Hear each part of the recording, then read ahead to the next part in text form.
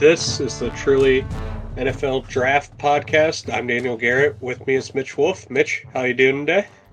Doing good. Excited to be back on the mic with you. Been a while.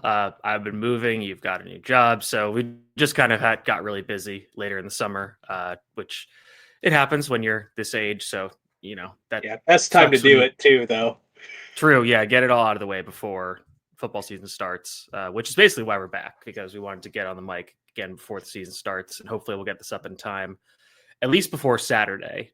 Or at least, let's say, but at least before week one is over. I'll give us it'll be up. It'll be up before Saturday. It's a question of if it'll be up before the games start tomorrow, because we're recording this on Wednesday. But so we got today. We're doing risers and fallers here. So wanted to talk about some predictions that we had going into the year on different guys. So let's start out at the quarterback position. Mitch, why don't you start us off with the quarterbacks? All right, I'm gonna do a faller, and I'm gonna go with Sam Leavitt from Arizona State. And a big part of that for me is his just very chaotic style of play. He does get Jordan Tyson back, his receiver, who was their number one target last year, but does not have Cam Scatterbo anymore. So that's a huge part of their offense. And with quarterbacks, that turnover aggression can hit pretty hard. So, if he tries a lot of the stuff he was doing last year, it might not come out as lucky this year. The one game he missed, they lost against a pretty mediocre Cincinnati team. So, and now everybody knows about Arizona State. They're all gunning for them. So I think teams have a full year tape on him. I think they're going to figure out how to limit him, and I think he's going to struggle a bit this year. And luckily, he's only a redshirt sophomore, so I think that's going to push him to go back to school, which I think is the smarter move for him, given that he's so young. Because I do think he's physically talented, but I don't think he is as physically talented as he thinks he is. So he's one of my fallers at the quarterback position. I get why people like him again. I think he's just way too erratic at this point to believe in him as anything more than a day 3 project. Yeah, for me, I had Leavitt, right at that turn of day 2, day 3 kind of guy going into the year. I mean, I got a very similar prospect to him as my faller, and that's I think we can talk about them together. It's John Mateer. I think they're kind of, for both of us, in that similar tier where, we're looking at them as more of, that 3rd, 4th round type of prospects. Whereas you see generally in consensus, Leavitt, you see a lot of high early 2nd round hype. And I mean, there's Mateer round 1 hype as well, especially I know Todd McShay is a big fan of him, I believe. I think he had him in that tier 2 of quarterbacks after Sellers, Klubnik, and Sellers. So, wait, did I say Sellers twice? You said Sellers twice. Sellers, Klubnik, and Aller? Klubnik, and no, it wasn't Aller. It was Nussmeier. Nuss. Mendoza. Oh, Nuss. Okay, yeah, that makes sense. I totally get it with Mateer. And I also get why people like him. I think both of these quarterbacks just fall under the bucket of being fun. They're fun quarterbacks. Fun. I don't know if they're really good quarterbacks yet. And Mateer is a little further on the development curve. So I'll say this. I think they're very good college quarterbacks. Oh, yeah, for sure. Yeah. I just don't know about that translation. Yeah. And I guess now that I think about it, they're probably in relatively similar ecosystems because Kenny Dillingham is a good offensive coordinator. And Arizona State does have weapons. But Oklahoma, if they get everybody healthy, I'm going to come back to this later. But if they have everybody healthy and, he's has the same offensive coordinator that he did at Washington State, that could be really special. But yeah, I'm just not ready to buy in on the hype of those guys, especially. And with Mateer, you want to see him do it against Power 5 competition, because last year he's doing a lot of crazy stuff against Mountain West teams that are absolute garbage. So, I'm not going to buy in just yet. Do you want to do your riser at quarterback now? I actually had 2. I had one where it's more so I'm higher on the guy going in, and I had another where I think he can take the leap, but right now I would guess that he's a go back to school guy. My guy that I'm just higher on, and I think the general consensus will rise on, is Mark Gronowski. I think this is a quality backup quarterback at the next level. I think this is a 10-plus year vet. Yours. because I knew you Yeah, liked him, and I yeah. think he I gives you stuff the NFL teams want. Yeah. Yeah, I really like him. I think he was my QB8 or something like Mhm. that in the summer, and I'd have him right in that same range, that fourth round range. And Mhm. Dante Moore, Okay. I I think it's a year away. I Mhm. do, but there's a reason he was a 5 star coming out Mhm. of school. He has limited experience, only playing in 5 games at UCLA 2 years ago. But he's going into a system where they have produced quarterbacks that have made it to the next level. They have very good coaching. They have a great ecosystem around them. They have a good running game. They're going to have a great O line. I'm a little worried about the receivers. I think their receiver one's going to be 5 star freshman DeCorian Moore. But Mhm. for me, Dante Moore, I think it honestly, from everything you hear, it proves a lot of him just winning that battle over Novosad, who a lot of people really like as a talented young player as well. I think beating him shows me a little something. I don't think that's just a automatic win for Moore. I think that's a very good win in that quarterback battle. I think he has a great system around him. I think sitting for a year will have done him good. I just Mhm. think it's probably a year away, but this is a guy where if you made me guess someone that's not even being talked about as a top 10, top 12 quarterback that could end up, a second round pick uh, by by the end of the season, I think that would be my guy if we're going a long shot, outside the top 12, outside top 15 of the guys that are being talked about. This Mhm. is the long shot I would have there. Yeah, I mean, I could see that. I definitely get where you're coming from there. So mine for risers is Josh Hoover, who was kind of my Gronowski when we talked about quarterbacks um, from TCU, and I think it's good for him that he's playing UNC on Monday, standalone game where he gets to kind of be playing in front of a national audience uninterrupted. And I think that's going to be kind of the coming out party for a really good season from him. I think he is very physically talented. I think he had to do a lot for TCU last year. I'm hoping they've built around him a little more this offseason so they can take a little off his plate and he can just let the playmakers go. But I think he's very talented. I think he's got a lot of NFL tools. Good athlete, good arm, pretty good decision maker. Can be a bit aggressive at times, but I think that's fine. Not huge, but decently sized. So I think he's kind of got all the necessary tools to be a less solid starter in the NFL. So I want to keep us moving because I don't want us to get bogged down in any position groups or guys, at least just yet. We're 10 minutes, not even 10 minutes in, but we have a tendency to ramble. So let's move on to running backs. This was a tough one because we saw like a big running back class come out last year, and you see this position rise and fall a lot, but it's hard to predict just because guys transfer schools so much. Um, I want to start with my riser, and I don't know if this is going to be cheating, but mine is Darius Taylor from Minnesota. I feel like they're really itching to feature him, and I feel like he could just have a monster year in terms of production. They like to run the ball in that system. They usually always have good offensive line. They have a new quarterback that I think people that Fleck really likes. They've been really willing to develop and wait on him. So I think that's encouraging that they won't have only Taylor, but I think he's going to have just, a crazy like 1,500-yard year, tons of touchdowns, tons of production. So if I'm him, you do that kind of year as a junior, you take that right to the NFL and don't come back for another year to try to worry about injuring yourself. So Darius Taylor from Minnesota is my riser running back. For me, I mean, it's a tough call. I kind of got two that I like. I'm going to go with Jonah Coleman.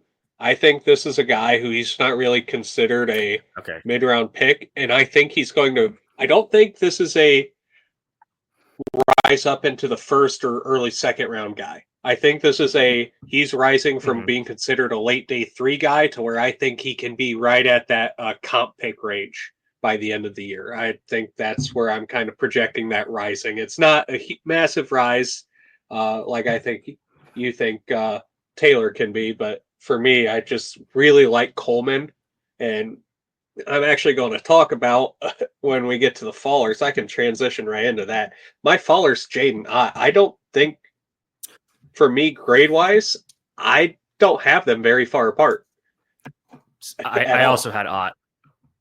I also had Yeah, Ott as my faller. And Not really his fault. But you look at Oklahoma's opening depth chart. He's technically third. I think there's an or with the 2 and 3 for them, and it is the week one, so it's probably going to change week to week.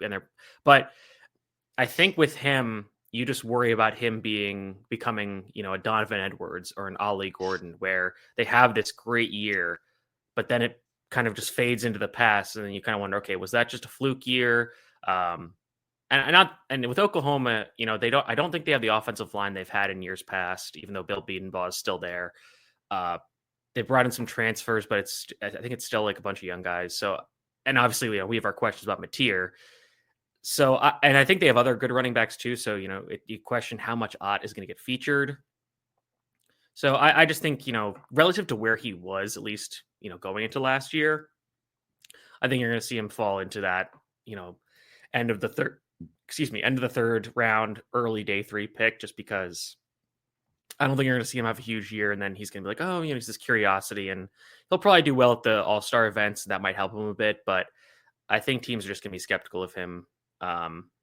You know, using a high pick where it's like, okay, this guy's going to be our bell cow or our every down back that can do everything. I think teams are going to be very scared off of that a bit.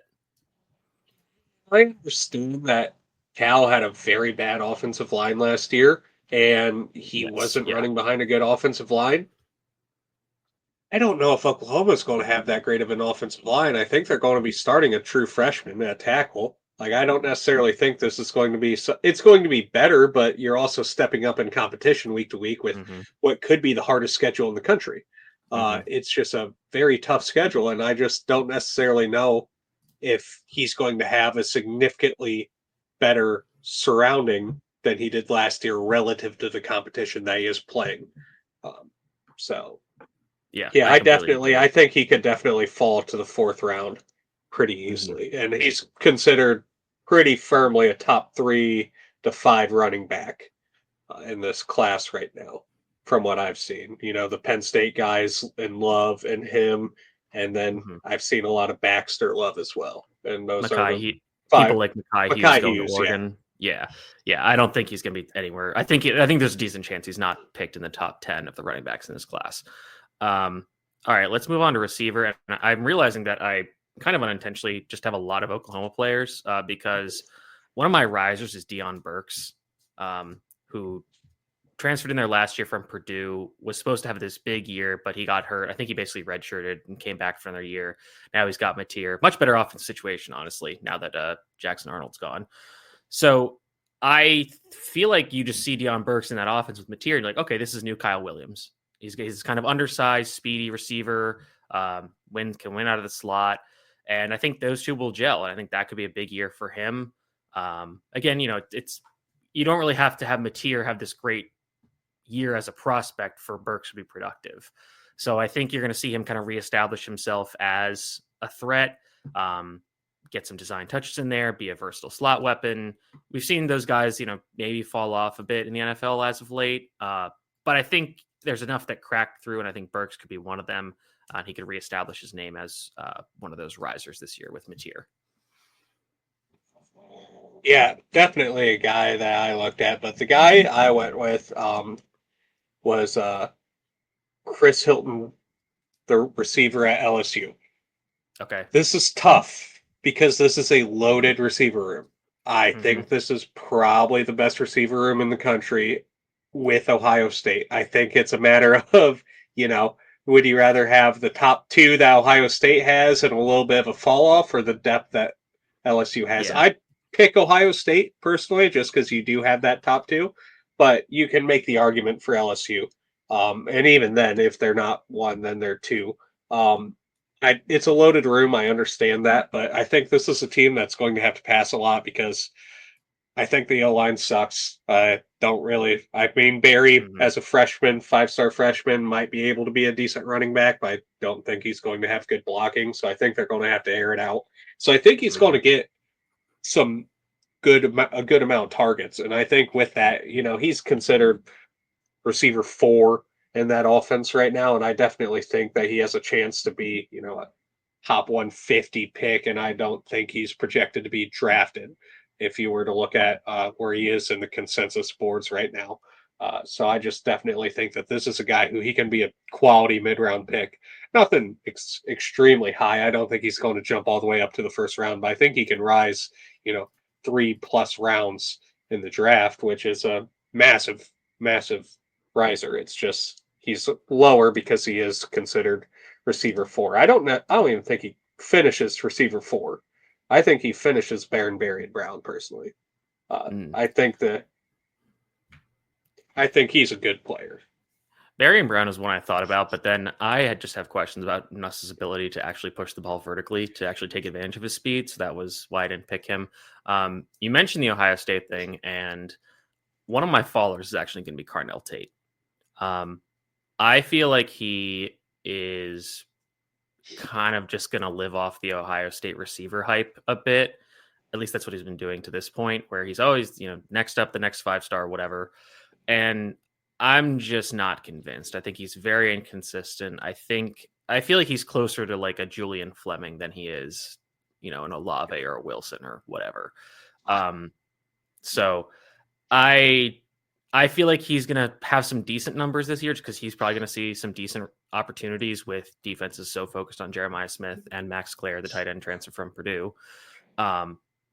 But I'm just not sure he can take advantage of all those. And I think teams are going to be disappointed by what he puts out. And I don't know. I feel like from what I've seen, like he's just not like the elite athlete. He's got good size, but he's not going to take advantage of his gifts all the time. And I think that's going to scare teams off. And he might be able to kind of get by with the helmet scouting for a bit.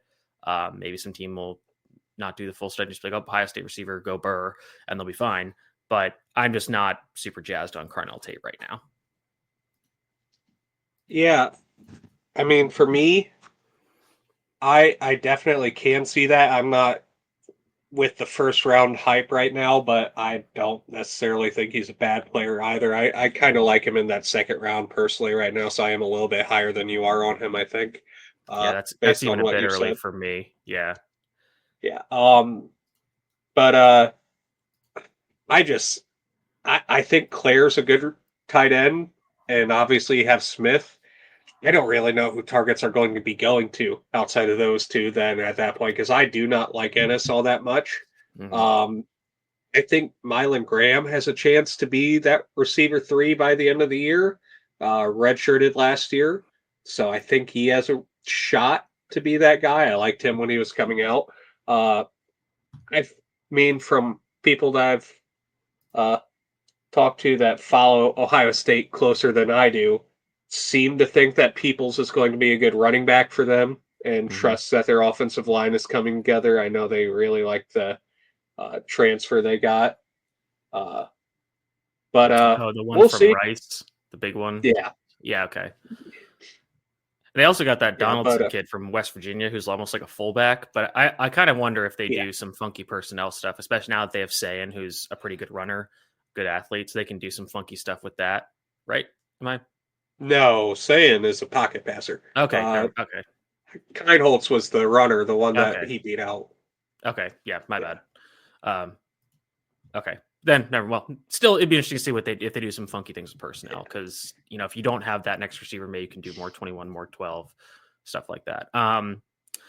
Do we want to do another receiver, riser faller, just because it's a deep class? sure. Right. I actually wanted to shout out. Listened to Cover 3 earlier today, and they mentioned a guy, Chris Marshall.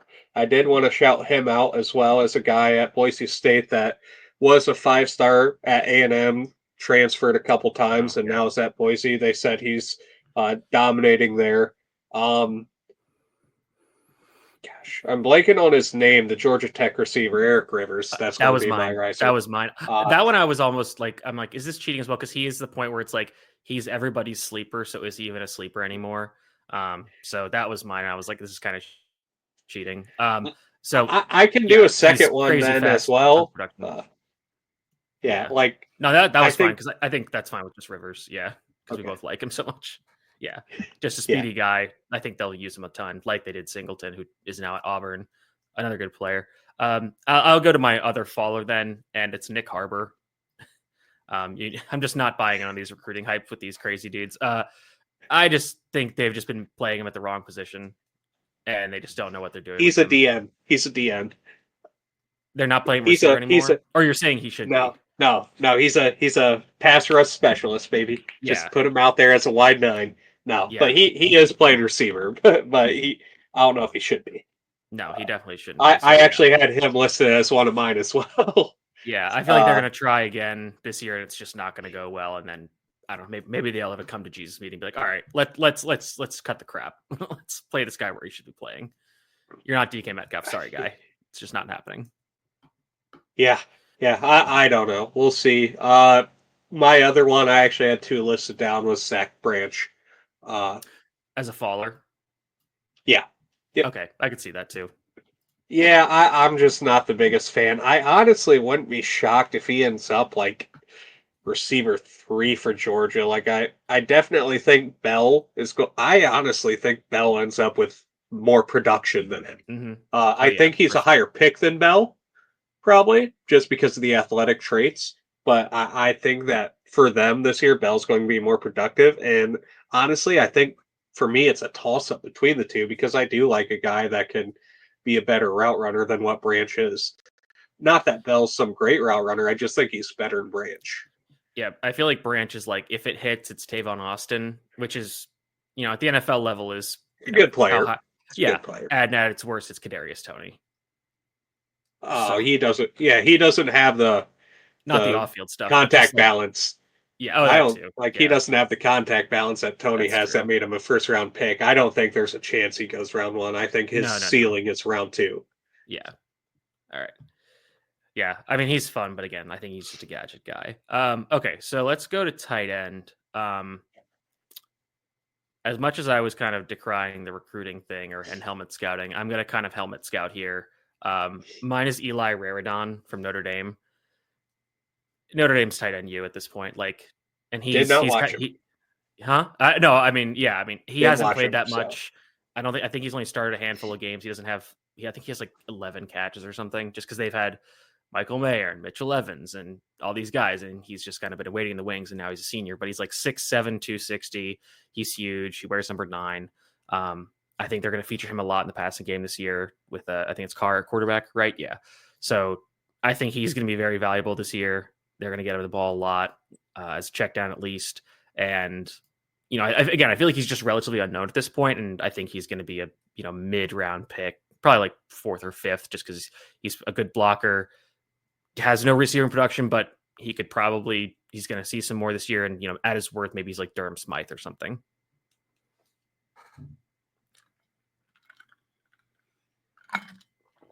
You're muted.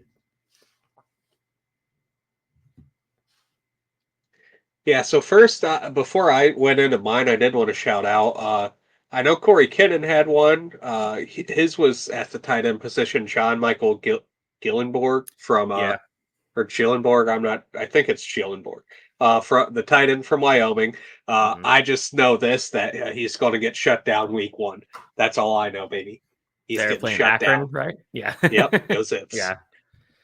Uh, but no, but for me, I think this is tough. I have a couple. I have two that I was debating between here. Um, Luke Haas Mm-hmm. from Ole Miss, Mm-hmm. transfer from Arkansas. I think Mm-hmm. he has a chance in this Lane Kiffin offense to be very productive. I think he has some good athletic traits to where I could definitely see him getting picked up, in that 3rd round Mm-hmm. area by the time we hit next draft.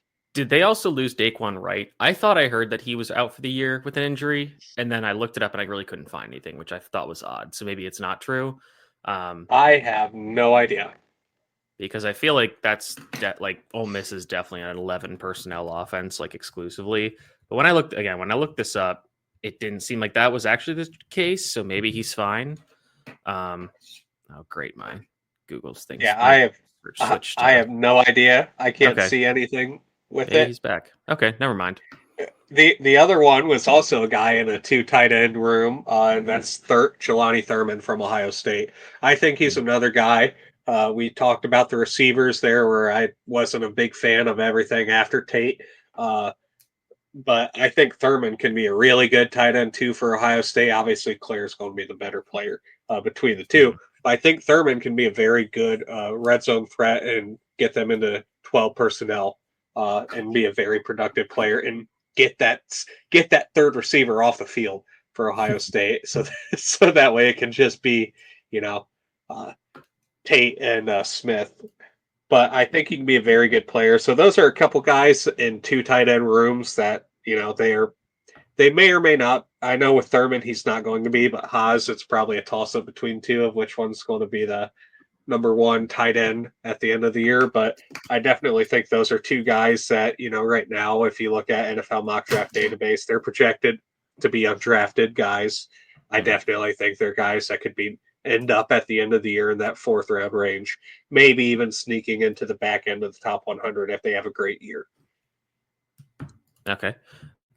That'll be interesting. So my faller for tight ends is Tanner Koziol, the tight end who was at Ball State last year. First transferred to Wisconsin, was there for the spring, at least part of it, and then transferred again to Houston. And my reasoning for this is that I'm concerned about a guy who went from the MAC to the Big Ten and basically then was like, no, I can't do this, and I'm going to go to the Big 12 and one of the lesser teams in the Big 12 as well. Um, he's this big, tall, lanky receiving tight end, but well, so he's not like super thick or very well built. And ostensibly, he's not going to be that good of a blocker. He has a ton of contested catches, but it's all against MAC opponents. Um, I'm just concerned. It's like, okay, can you actually bang with the big boys at this position, or are you just like a finesse receiver? Are you just Mike Gesicki and like not even the athlete or because I mean, say what you will about Mike Gesicki, like he produced in college against the Big Ten. Tanner Koziol needs to produce a lot in the Big 12 for me to kind of get on that train, because I see a lot of tight ends in this class that a lot of them are going to be producing at big time programs. You look at Claire, Jack Endries at Texas, Kenyon Sadiq at Oregon, the Georgia guys, Eli Stowers, who I'm lower on as well, Khalil Dinkins at Penn State. You're going to have a lot of guys that are going to do this against the biggest competition, and Koziel's not. And I just feel like he's going to be this curiosity at tight end, not a real player. Yeah, I didn't watch him, but that will definitely be interesting. For me, I had a couple at tight end here that I'm just not the biggest fan of. My first one, the big one for me, is Brett Norfleet from Missouri. Oh, okay. I just think he's a guy. I think That's he's an fair. I can see NFL that. player. I just don't necessarily see any way in which this is a guy that gets drafted, you know, earlier than the fourth round. I think this is a career backup in the NFL. Tight end two, tight end three. I think he makes rosters and Nick, everything, but I Nick don't Vanette. necessarily see this upside. Yeah, yeah. I think he's fine. I just don't see the high end upside with him. So I think that it's just a day three type of player. Yeah, Um, I don't hate that. and my other guy is Joe Royer.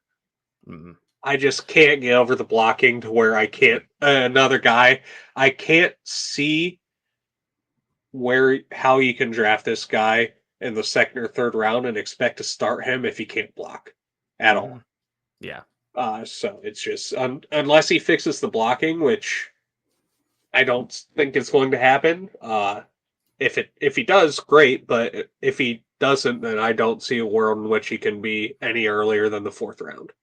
Are we talking technique or like will to block? I think he's inconsistent with his will, and I think he's bad Okay. with his technique. Okay. Yep, that's a Uh, problem then. Okay. like if I think the will is enough to where it's passable. If he had good technique with inconsistent blocking, like Hmm. Will, it would be fine. But the technique isn't there. And gosh, if I remember him at Ohio State, he was kind of a tweener uh between receiver and tight end. Oh, interesting. Yeah, he was a tight end recruit, but I remember that he was flexed out a lot. Hmm. Uh, Okay. yeah, Oh flexed out yeah, in the I would. slot a lot when he was at Ohio State. Yeah, but Yeah, Yeah, I just, I'm kind of interested about that with Eli Stowers, as I mentioned earlier. Like, I'm not sure that production at Vanderbilt really translates, and he's kind of just a weird body for getting to the NFL. So I don't, and it's not going to change this year. So I'll have to watch him a little more closely now that teams really know what Vanderbilt's doing. Maybe they'll scheme him up to stop him a little better. So I want to see how that goes. All right, let's go to offensive line, which we did an in-depth episode on earlier in the summer. Let's see. I mean, can we pick Xavier World, or is that kind of off the table? sure, yeah, you can pick him. Well, I mean, he was your guy. You actually watched him, so I don't want to take that from you. But Isaiah World. yeah, is that that's what I Yeah, meant? Yeah. yeah, but yeah. I'll go with Monroe Freeling then, who's the guy that I really liked out of Georgia, who I think is gonna or should at least replace Ernest Green at left tackle. Super tall, super long, incredible athlete, just needs to get more consistent with technique, which I think can happen with more snaps and just playing the same position. They bumped him.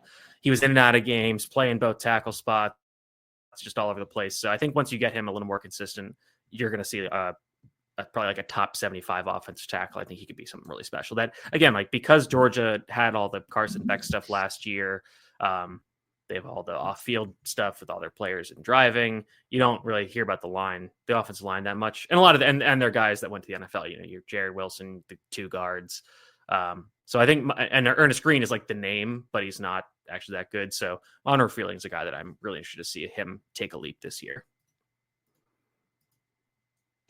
For me, it's a little bit out of left field. He's definitely needs technical work. It would be my going into this. I understand he needs technical work. I think right now, I saw him lunge a lot. His hand placement was a little bit up and down. J.C. Davis from Illinois. Mm-hmm. If he can clean up a little bit, I think this is a guy who you don't love to take day two tackles, but I definitely could see him working his way up into being a day two tackle. Mm-hmm. I don't think this is an exceptional player where he's going to pass, one of the top guys with the low moves, the worlds, any of those guys even who were my 4 and 5 going into the year. I don't think he passes them, but I think he could get right up there with Barber at the end of the year when we're done talking. Okay. He needs technical cleanup. Like he's way less clean right now than Barber, but I think he's similar levels of an athlete. Alrighty. I'm gonna go to guards for my faller because I was looking at the tackle class and I thought I couldn't really find one. I thought everybody is kind of, I wasn't gonna jump more on Ernest Green. I think people kind of know what he is. And I think I don't know. It's an interesting class, but it's pretty deep. And I think people kind of understand how the tiers are going.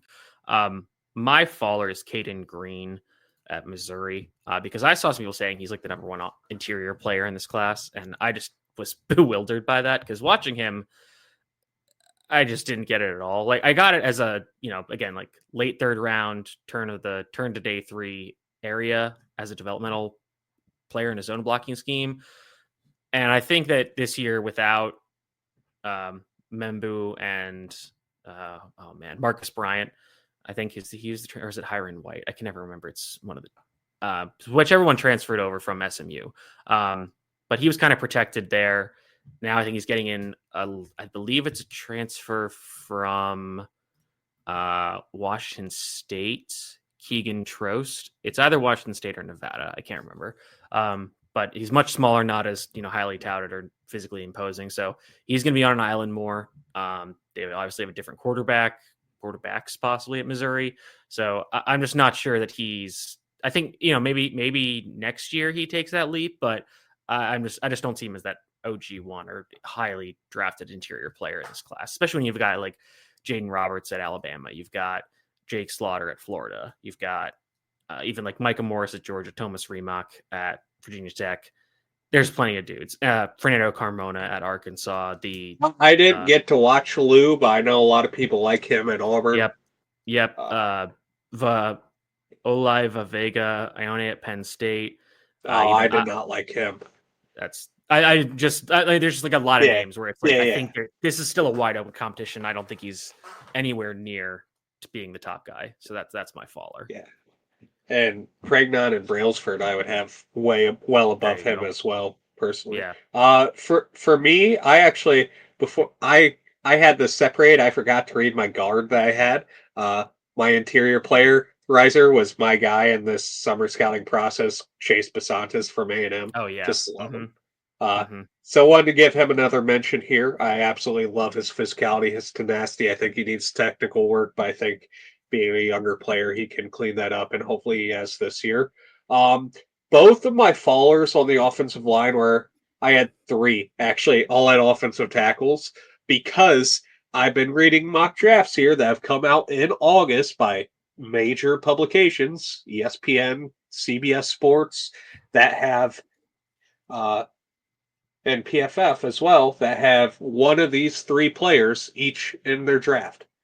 Uh, Gettings Dunker, Mm. Blake Miller, and Drew Shelton.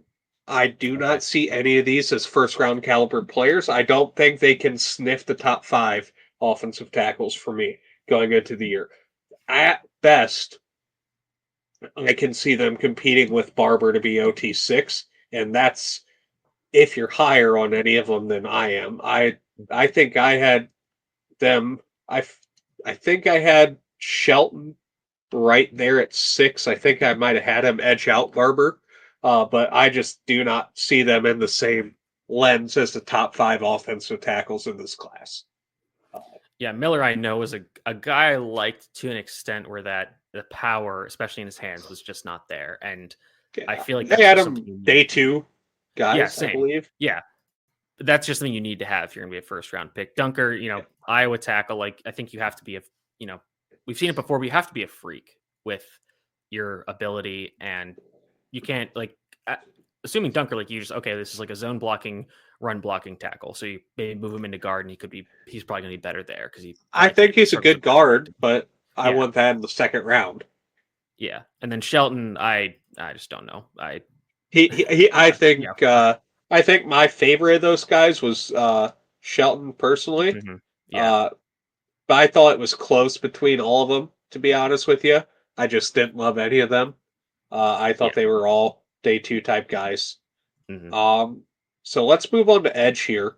Uh, I have uh, I actually have a lot of fallers and not as many risers at the edge position. So why don't you go first Okay. with your riser? Okay. Um, I have more risers. I have Okay. one and then a group. Um, and my one is Mateo Uyangalele, DJ's younger brother at Oregon. Uh, I'm interested to see him kind of do some work without there being so much focus on the interior. Um, and I think this year it could kind of click for him mentally, where he's not just relying on his athleticism and physical gifts, where he takes it to another level mentally. Um, I kind of just wonder if like this is the year like Dan Lanning and is Tosh Lupoy still there? I think he is. I think he's their DC. If they can just really kick him up to another Yeah. notch and he just starts being game wrecker. So Mateo Uangale is a guy I really like. And then this is also cheating, but just the Ohio State ends. Caden Curry, Kenyatta Jackson. I feel like I'm not saying they're going to duplicate what Sawyer and Tui Maloau did, but I think you're going to see you're not going to see a huge drop off in talent or production there. These are guys that have played a decent bit, just as rotational players, been, solidly productive. Obviously, they're not the number one guys that Tui and Maloau and Sawyer were. And I think for that reason, people kind of know them, but they don't really know where to put them. So I think they're going to put their names on the map. And I feel I like, think personally I like Jackson a little bit better than Curry right now, but sure. Yeah. I think I they'll don't probably know both who. go ahead of where Sawyer went. I don't know if they'll both go ahead of where Tuimoloau went. Yeah, and I wouldn't be shocked if they come back for another year just being in that third Oh, I thought round range. Ohio I thought they State were both has a seniors. Are they both? I I thought they thought they were, were but I could be redshirt wrong. juniors. I could be wrong. Ohio State might be one of those where they just say senior and it's like, oh, but they're actually a redshirt junior. So I honestly don't know. Curry did redshirt. Jackson did though. Okay. Uh, Okay. so Jackson can come back. They also don't say they don't they don't like when you on their website they don't like break it out by year, so it's difficult. You have Yeah. to like take more time to parse it, which is annoying. But yeah, those are my guys with that. One other one I'm just interested in is Patrick Payton because I really liked him at Florida State 2 years ago, I guess, and then last year was just a nightmare. And he's you have concerns about him checking out, but I feel like in his LSU, you don't really love that defense with their style, but I don't know, maybe he can just I'll lock be in and talking figure it out. I'll be talking about him in a little bit. Okay, go ahead. Uh, not this time. Uh, I had two risers for me at the edge spot. One was Damon Wilson, the transfer from Georgia to Oh Missouri. yeah. I Hmm. think just a physical freak. I think he can be a game wrecker for the Tigers. So I think he can definitely fly up the boards just with an athletic profile like that. You know, Hmm. you think he's a guy that can go high. Uh, this might be confusing but you'll see why I have this guy here later. George Gump's edge from Oh Florida.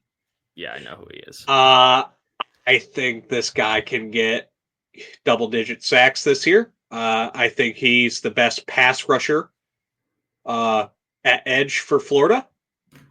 Uh, I think he can go, in that third round range, second round range. Uh, it's a bet right now. This is a lot like I had with Dante Moore. This is taking a bet, but I think he is the best pass rusher for the Gators this year at edge. I think I like Banks as an interior pass rusher better, but on the edge, I think he is the best guy they have. So I can just transition right into my fallers, and that's Tyreek Sapp is one of my fallers at the edge spot. And I have another guy here. I want to kind of group them together. I wanted to group Ruben Bain. I think Ruben Bain is the better player between the two. That's interesting. However, I think we've seen over time that this type of edge does not go as high as where they're both projected. I think Sap, we just saw this with Tui Maloa. We had a whole year of the summer of them predicting him first round, and then he falls to the second. We saw it with Sawyer. These bigger edges that are good run stoppers that don't necessarily have a complete pass rush plan. They don't necessarily have this exceptional hand usage. They don't have the bend. They fall in the draft every time. And Bane is that to a lesser extent. I like him a little bit more. I love him when he can reduce on third downs into that Hmm. three down front that they like to use at Miami. I really like him there. This isn't necessarily, even me saying he's going to fall out the first round. This is me saying I think he's going to fall off the top 10. Okay. Uh, Okay. That's like, I yeah, could see that. Yeah. That's not yeah. crazy. I think this is not the most bendy edge rusher. I don't think he's going to, run like crazy. I think he's going to do very well on the jumps and all that stuff and the strength measurements, but I don't think he's going to be the super bendy. I think, if he does the three cone, I don't think he's going to test out the world with that. I just think that this is a guy where I have trouble seeing him as a top 10 pick. Uh, I haven't really done any of these where they're top 10 projections and I have them falling to the late first, but this is the one guy I had. And then I had two more guys that I wanted to talk about at Edge. I said I had a lot. Patrick Payton. I don't think he's going to start for LSU this year. Okay. Uh, Alrighty then. That's tough. So yeah, it's tough to be picked where you're projected. Even I loved him Yeah. 2023 at LSU when he was opposite verse. I Yeah. absolutely loved him then. I thought very highly of him. He wasn't great last year. He was well below expectations last year, and then this year it sounds like he's not going to start. Sounds like Pyburn, the transfer from Florida, who got beat out by Gumps, sounds like he transferred over and he's going to start. Okay. So, and then my other guy is Cassius Howell. I just see a lot of first round buzz with him, late first round buzz with him, and I just don't see it. I think this is a day two type edge. Is he the Uh, really small one out of Texas A&M, or is there yeah, another he's one like that's really small? listed 248.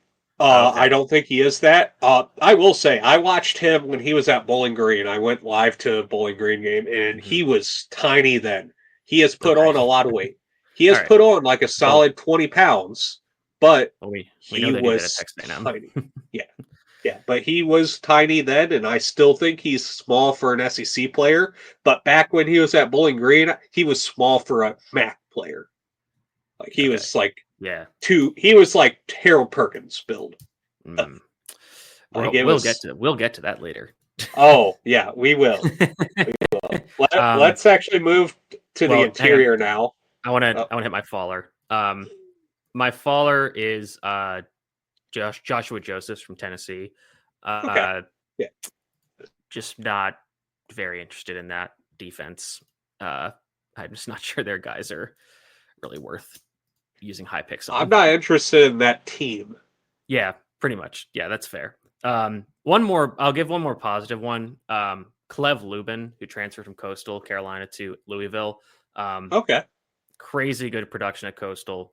Um, could I feel, and it's the same thing, but like could kind of be that Josiah Stewart where gets up to the Power Five and still produces, and you're like, okay, this guy can do it at the next level. So I think he could be in for another big year, and then that could kind of launch him maybe not out of day 3, but again into round 4, maybe into that comp pick at the end of the 3rd round range. I think he could be interesting.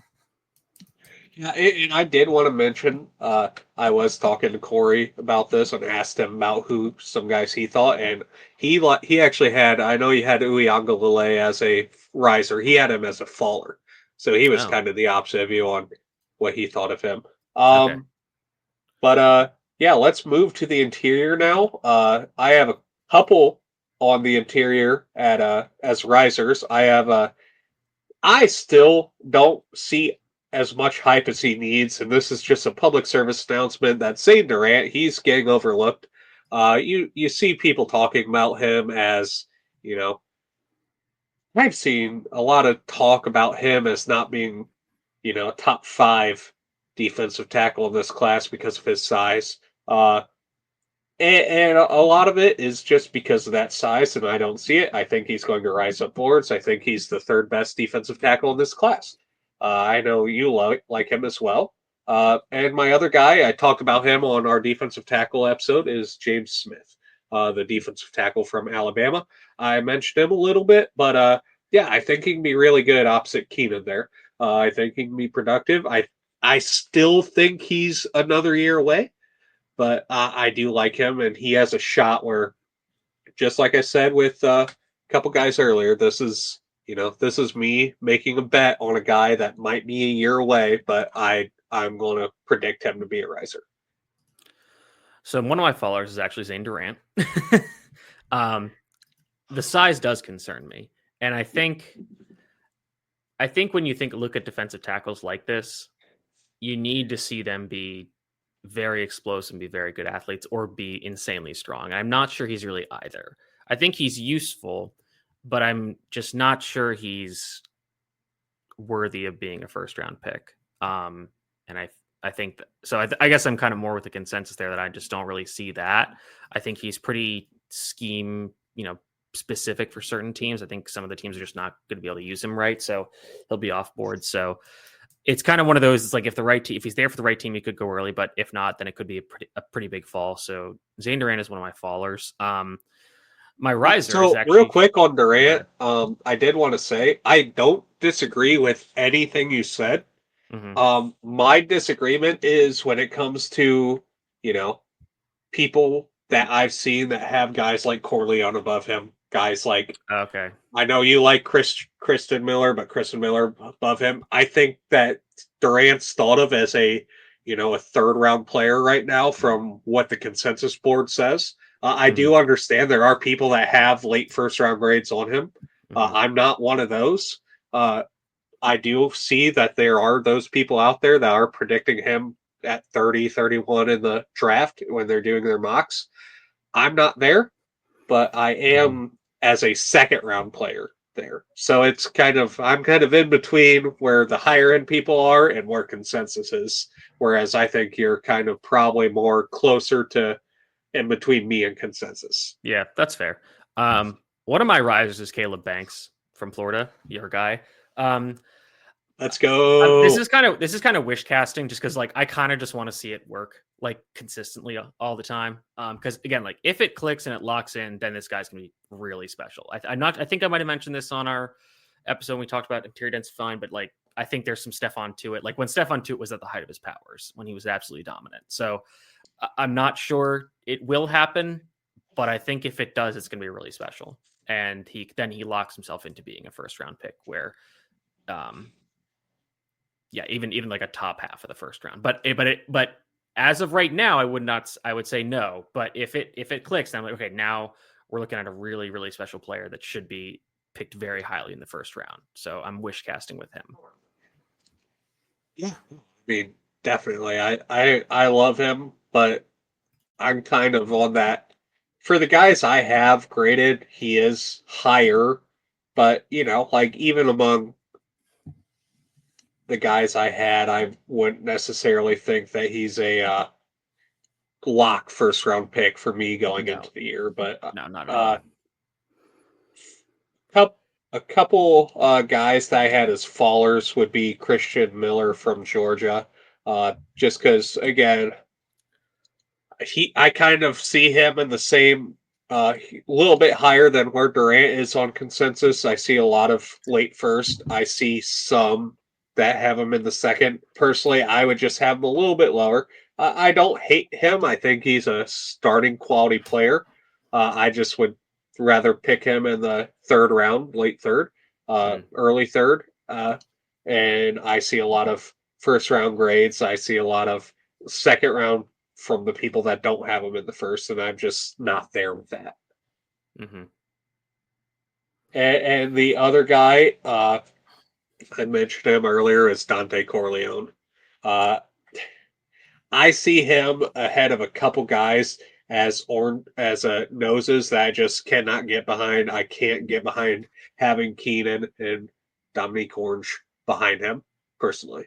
I think that those two are better players, uh, and I think that by the end of the year it'll play out to where that is the case, where those guys are ahead of him on boards, and I think he falls because of that. But yeah, I think for me, like, because I have him very slightly actually ahead of those two guys, but they're right in a row, um, and they're very closely graded. But I think for me, just personally, like, I probably overweight, no pun intended, the value of like having the big nose tackle, of just a guy who can just be, because like I mean that's why I have Capehart, Demonte Capehart from Clemson so highly rated, just because he's so good at that.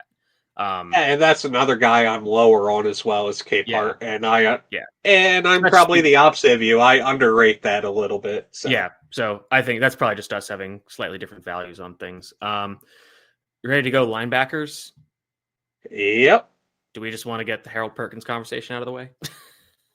Yeah, he's And when not I a s- linebacker anymore. and when I say the Harold Perkins conversation out of the way, I mean stop it. Let's just stop with Harold Perkins. It's not going to He's happen. not It's just playing not. it. He's not going to play there this year. He's playing star now. Star. Okay, whatever. Like still, So it's just he's not a going to work.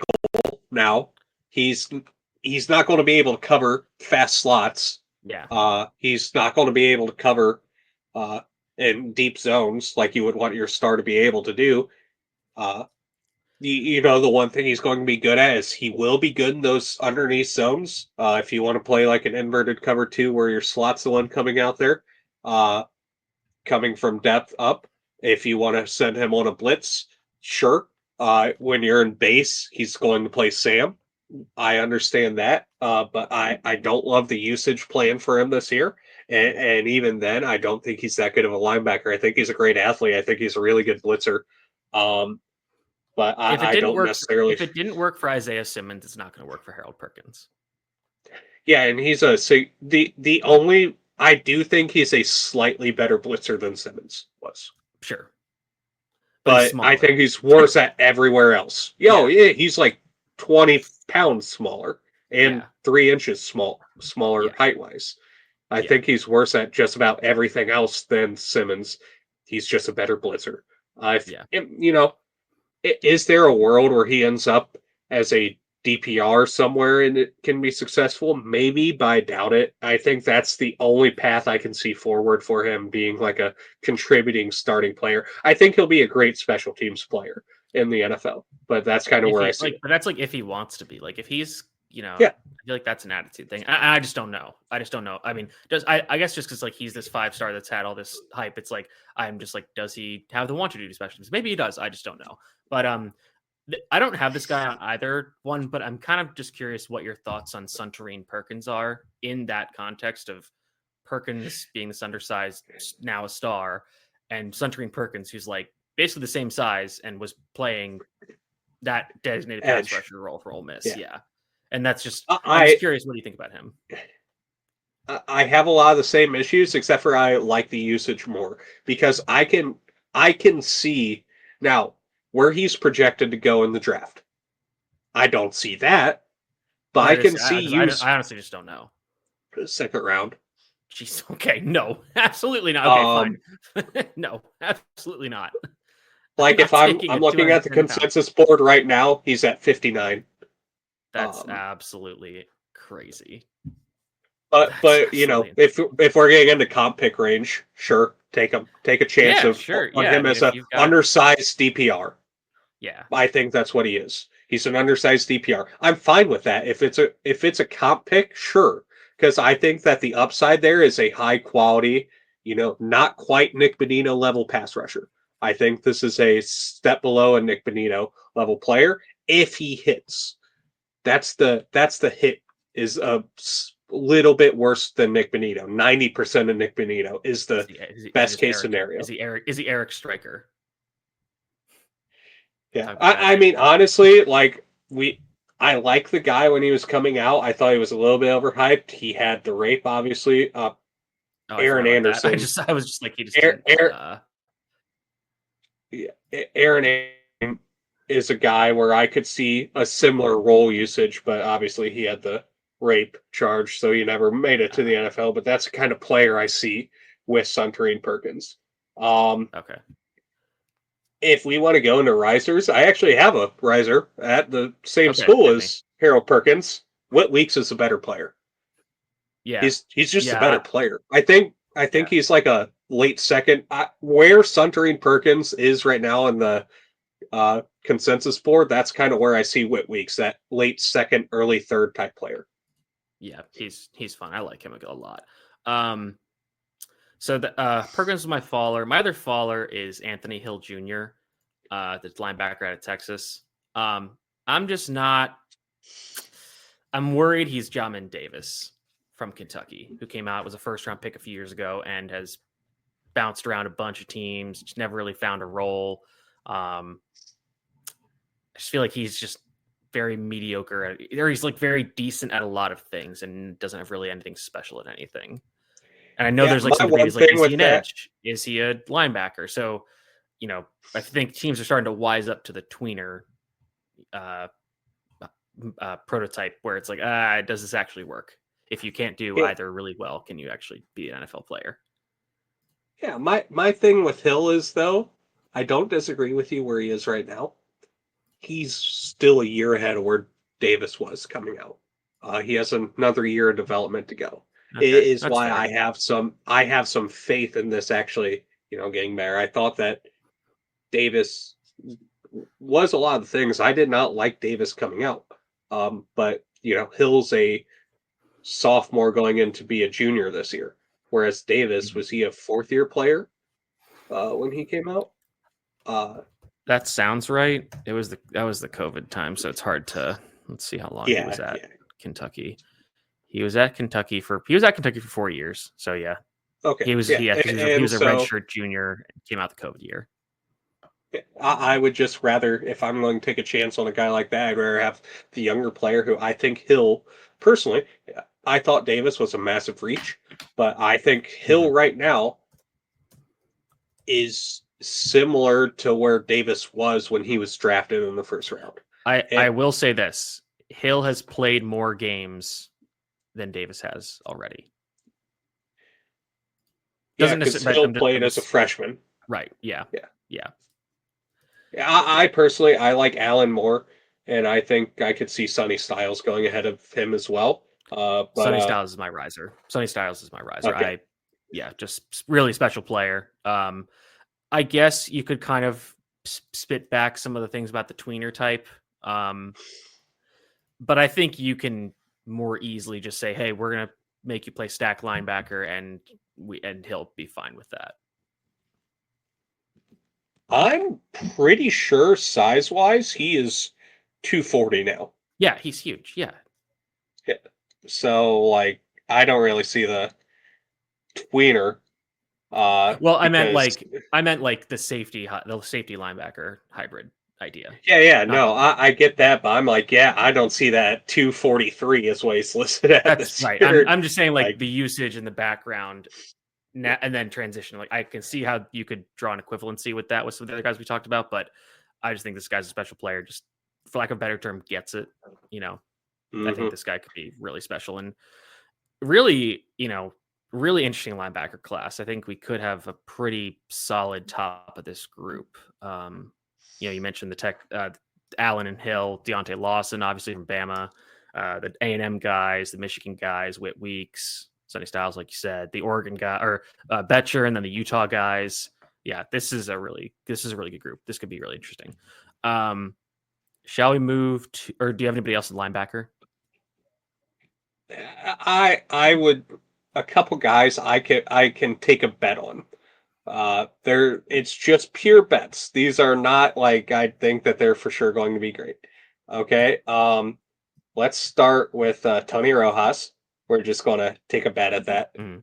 Uh, he's not he's not inside the top 500 right now on mock draft database.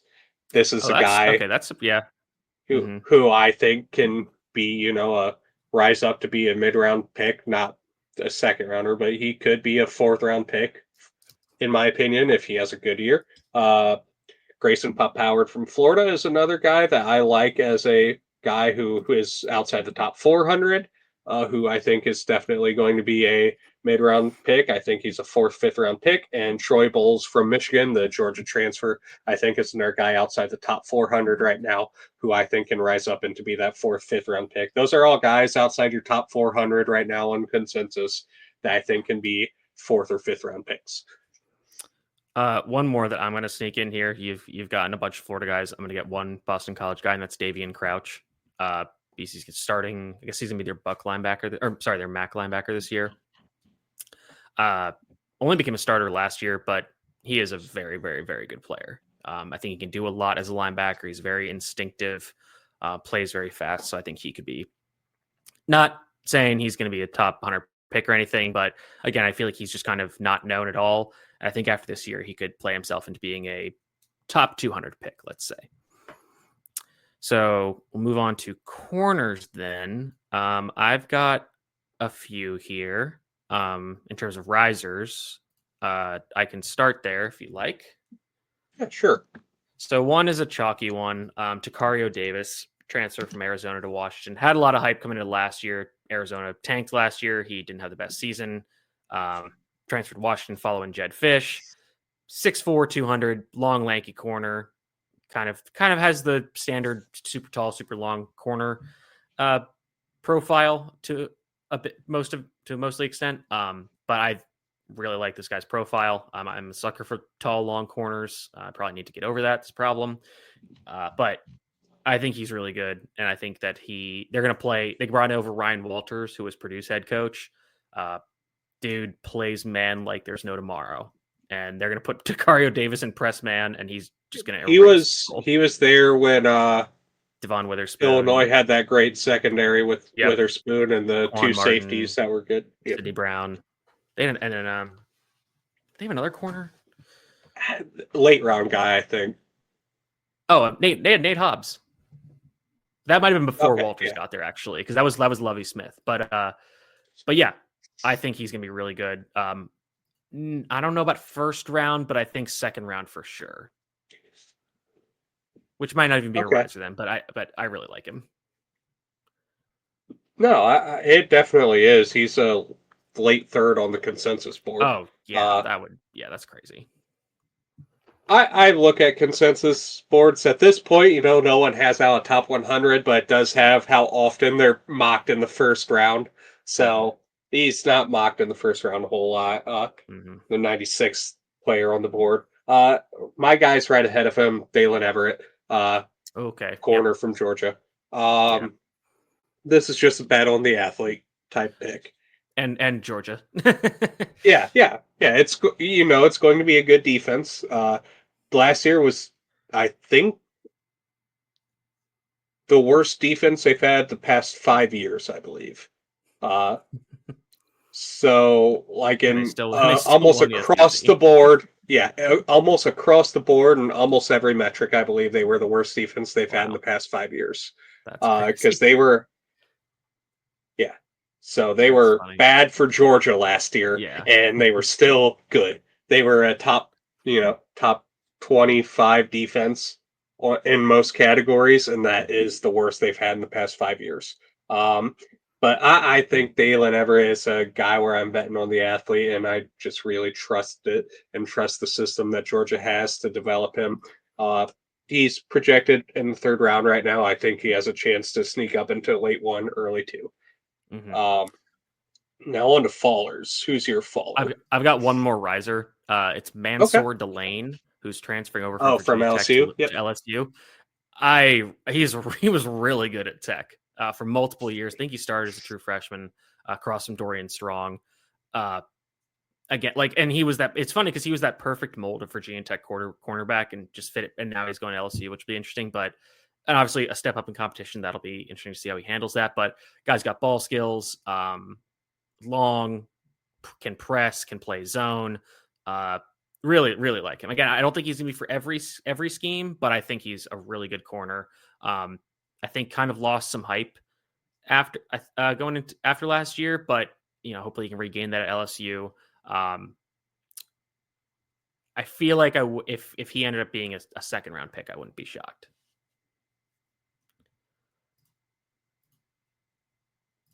You are muted. He's a guy where you've heard a lot of hype about him, but he is still projected in that third round range right now. So yeah, I definitely see that. I didn't get the chance to watch him over the summer here, but I have heard a lot of hype. So now we're on to safeties.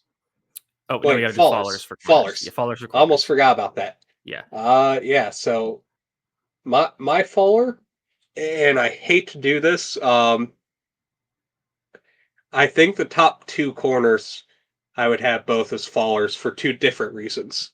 McCoy because of coming off the injury, Hmm. and Terrell. I don't see a guy Hmm. that size being picked where he's Hmm. projected right now. That's It's yeah, just a that's pure fair. size thing. Yeah. Yeah, that's very fair. And again, like you said, not really either their fault, just kind of it is what it is.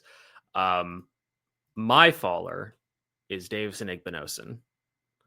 Uh, I just don't think the problems that are there are going to get better. I think he's still going to be grabby. And I feel like we kind of see this with Ohio State DBs. They get pumped really early in their career when they play early, and then they kind of peter out. We saw this with Sean Wade. We saw this with Denzel Burke. Um, I'm sure there's another. Jeff Okuda got all the hype, but then ended up being one of the biggest busts in recent memory, even though everybody loved him. So I'm just not sure about Igbenogson. I think it'll be interesting to see how the scheme change affects him, even though I don't really know what Matt Patricia's scheme is anymore. Um, so I just feel like that. I feel like he's going to end up falling. I feel like he's not going to run super well, and at that size, that's going to be a problem where you're just getting outrun by NFL receivers, and he could end up being kind of just a you know gunner kind of special teams kind of player, just because he's tall and long. So my only pushback on this, I don't disagree with you on the evaluation of the player. What do you think he's falling from where he is right now, or like because what I'm seeing is I've looked at his profile. I agree with you on your evaluation. He's player 121 in the mock draft database consensus Okay. board. He hasn't been mocked in a first round since May. So Okay. since people actually started watching film, Okay. Well, he that's has good. not been mocked in a first round. Okay, that's good. So I yeah, I feel like he is he will carry a lot of like name recognition because he's going to play in yeah more big Ohio games. State. He's an Yeah, Ohio State corner, and people are going to go, "Oh, this guy, he's the next great Ohio State corner." It's like When was the last time? Well, Denzel Ward was the last great Ohio State corner. Let's be real. So yeah. And then honestly, looking down the rest, I'm Wait, not did sure you I would. say Burke? Ward, Denzel Ward. Because I was like, Burke? I could have sworn I said Ward. I thought I made an effort to say Ward, but I meant Ward was the last Yeah, name. yeah. Ward's 175 pounds of aggression. Pure angriness, anger. All right, let's go to safeties now. And why don't you start off with the riser? Yeah, so for me, I'm gonna have I'm not the best with the pronunciation here. So bear with me on either of these here.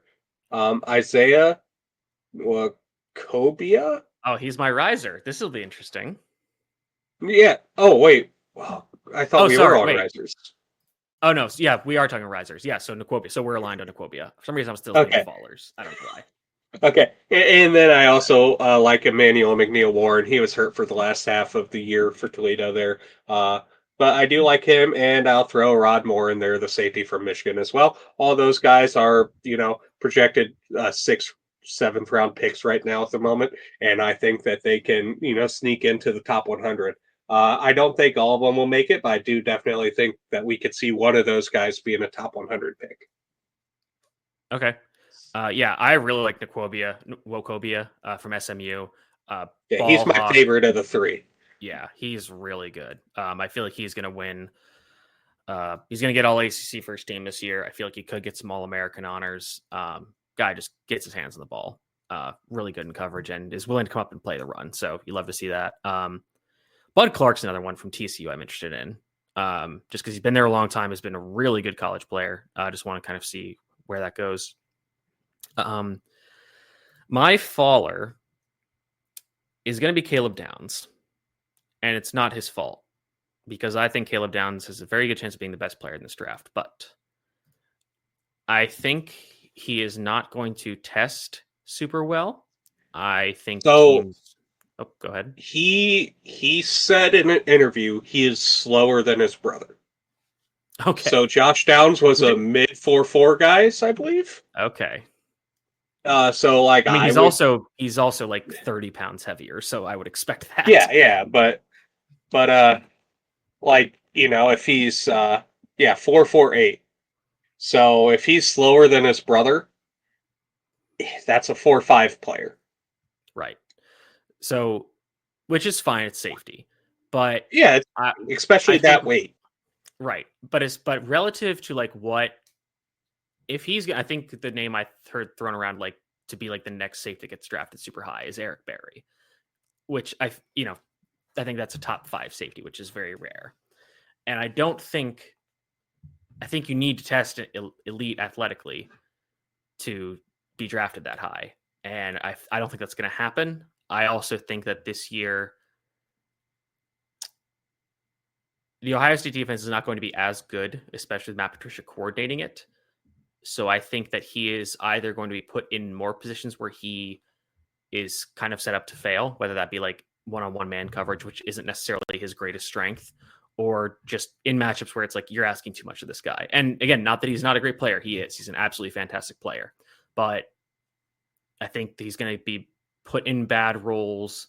I think it's going to be kind of a little bit of like the Kyle Hamilton discussion or like debate where it was like, oh, he's not that fast, or he's getting cooked in one-on-one in training camp. And there's going to be plays like that where it's like, oh, this guy's not all that. It's like, no, he really is. It's just like, okay, he maybe he is not all that in terms of he's not Ed Reed, but he could be, I don't know. I'm trying to think of it.